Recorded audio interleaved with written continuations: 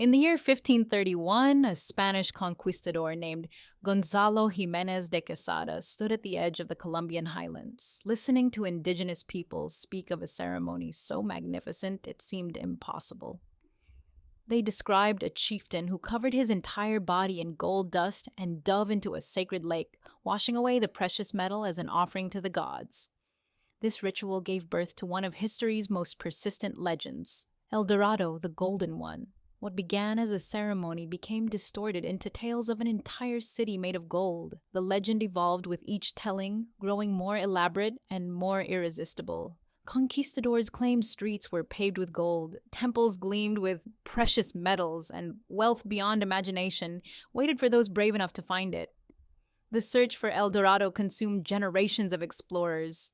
Francisco de Orellana ventured so deep into the Amazon in his quest that he became the first European to navigate its entire length. Lope de Aguirre descended into madness during his expedition, eventually murdering his own daughter before meeting a violent end himself. Sir Walter Raleigh risked everything twice to find the Golden City, ultimately losing his head when he returned to England empty-handed. The truth, as archaeologists eventually discovered, was both simpler and more remarkable. The Muisca people of Colombia did perform golden ceremonies at Lake Guatavita. Their chieftain truly did cover himself in gold dust for sacred rituals, but there was no city of gold, no mountains of treasure waiting to be claimed.